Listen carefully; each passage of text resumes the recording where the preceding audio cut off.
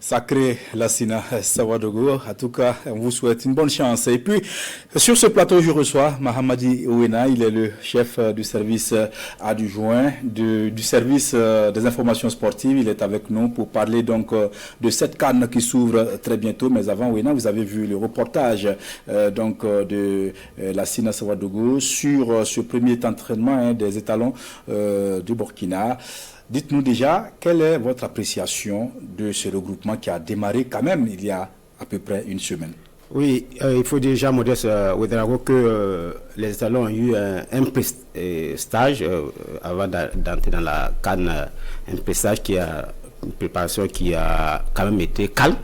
C'est vrai que les joueurs sont arrivés au compte-gouttes vu le contexte parce que certains joueurs ne sont pas libérés très tôt parce que c'est à partir du 15 que les joueurs ont commencé à venir. C'est vrai qu'il y a d'autres dont les championnats se sont arrêtés plus tôt qui ont suivi la délégation à partir de Ouaga pour arriver au Maroc. Mais à Ben Silman, on a vu que le groupe avait d'abord un premier entraînement avec 10 joueurs. Et après, le groupe s'est élargi jusqu'à avoir les 24 à Ben Silman avant de partir à Casa. Quand je dis 24, parce qu'il y a Issa Kabore qui n'a pas rejoint le groupe à Ben Silman parce qu'il était, on sait tous qu'il est blessé. Voilà, il est en phase de récupération, donc il n'a pas pu rejoindre le groupe là-bas. Mais on a senti une préparation calme. Parce que c'est vrai qu'à la publication de la liste, il y a eu quelques situations de joueurs non convoqués qui ont fait quelques goals chaudes. Mais il faut dire que pour une des rares fois, depuis quand même 3 ou 4 ans, il y a eu quand même une préparation calme. Mais une préparation calme, maintenant l'équipe est arrivée à Casa pour prendre place dans son camp de base. Voilà, et là maintenant les choses sérieuses peuvent commencer, mais je pense que les étalons sont sereins comme ils l'ont dit. Maintenant, nous verrons avec la compétition. D'accord. L'ouverture donc de cette CAN, c'est dans quelques heures avec le match inaugural Maroc-Comores.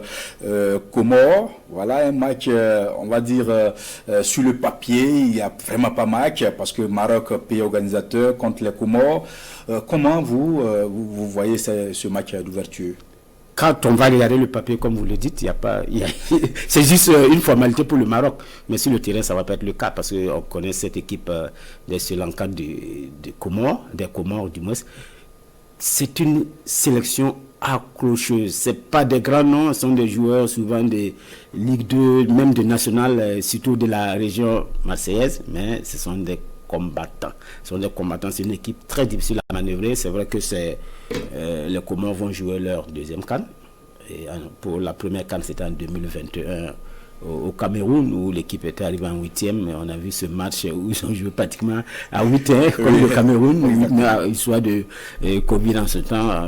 Non, 9, c'était à 9 pratiquement, mais 11, mais on a vu une équipe combative qui a même donné du fil à retordre au Cameroun malgré le nombre limité sur le terrain.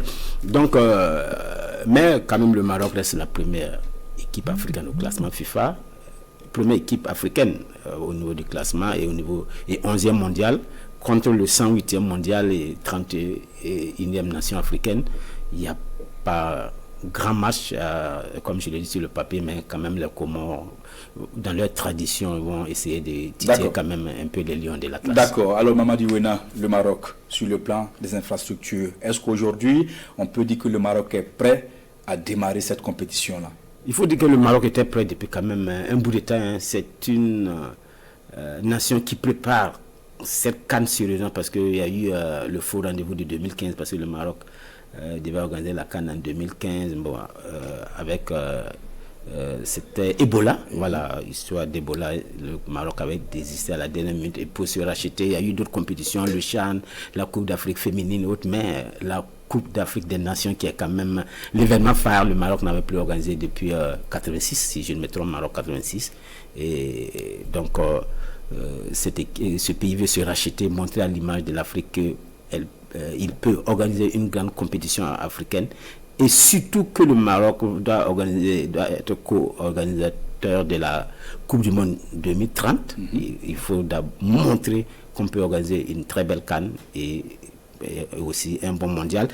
Et surtout que la Côte d'Ivoire en 2023 a mis la barre assez haut avec des infrastructures modernes et puis une belle compétition. Le Maroc, au niveau des infrastructures, il n'y a rien à redire. 9 stades. 9 stades, c'est vrai qu'il y a des petits stades de 18 000 et 18 000 places, 21 000 places à Rabat, mais ce sont des stades juste pour jouer peut-être les derniers matchs de poule parce qu'à Rabat, il y a 4 stades à Rabat. Sinon, vous avez des stades comme le grand stade de Rabat, ça fait 68 000 places. Le Mohamed 5 à Casa, ça fait 68 000 places. 68 000 places aussi, plus de 68 000 places. Et le stade de Tanger, qui est en train de devenir le plus grand stade du Maroc, avec 75 000 places. C'est vrai qu'actuellement, on n'est pas à 75 000, on est à plus de 60 000 places parce que les travaux continuent. Au niveau de l'infrastructure, il n'y a pas de problème. Les pelouses sont de qualité. Quand vous voyez, la plupart des stades sont des stades modernes. C'est vrai qu'il y a quelques stades encore qui ont des terrains, des pistes d'athlétisme, des stades olympiques. Mais au moins 5 à 6 stades sont des stades quand même qui sont des stades ultra modernes. Et pour la première fois, chaque équipe qualifiée pour la CAN aura son camp de base. Quand on dit son camp de base, il est logé. Quand on dit les sélections, elle est logée seule dans son hôtel à son terrain d'entraînement où elle n'est pas dérangée. Donc chaque sélection sera autonome, sera dans les conditions, dans la sérénité pour pouvoir aborder cette Coupe d'Afrique des Nations. D'accord, Mamadi Ouena, le coup d'envoi c'est 19h, Maroc-Comores, on l'a déjà dit. Alors Ouena, au niveau de la RTB a acquis les droits de cette CAN. 32 matchs seront donc diffusés sur les antennes de la RTB et sur les plateformes numériques. Alors dites-moi Ouena, qu'est-ce qui est prévu en termes de programme? Qu'est-ce que vous avez prévu, vous qui êtes le chef du service adjoint des informations sportives, pour tenir le public en haleine? Il faut dire que c'est finalement 33 matchs qui ont été concédés, mais il y a un match les derniers matchs de la poule, il y aura Côte d'Ivoire, Gabon et Cameroun, Mozambique, si je ne me trompe, le 31 qui se joue à la même heure.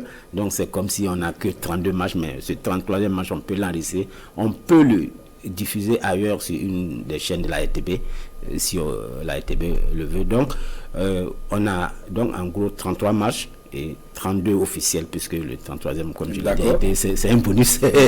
Voilà, donc ces 33 matchs seront sur la RTB et chaque jour des matchs, aujourd'hui on a un seul match, on aura des plateaux d'avant-match décryptés par des spécialistes et des observateurs du foot. Est-ce que vous avez envoyé des poids lourds cette année comme analyste, parce que le public veut des poids lourds parfois pour pouvoir bien analyser les matchs? Quand on parle de poids lourds, ce sont ceux qu'on a habituellement sur nos plateaux, mais il faut dire que le plateau de cette année ne se passe pas au Maroc. Il y a d'autres qui sont déjà au Maroc, donc on ne peut pas. Il faut dire que la RTB n'a pas dans un système de contrat avec les gens qui viennent sur nos plateaux, donc on ne peut pas empêcher quelqu'un qui veut par exemple aller au Maroc d'y aller, parce qu'il n'y a pas de contrat qui nous lie, c'est juste des gens qui se battent pour aider aussi la RTB à évoluer. Donc, mais on a quand même un certain nombre qui sont là.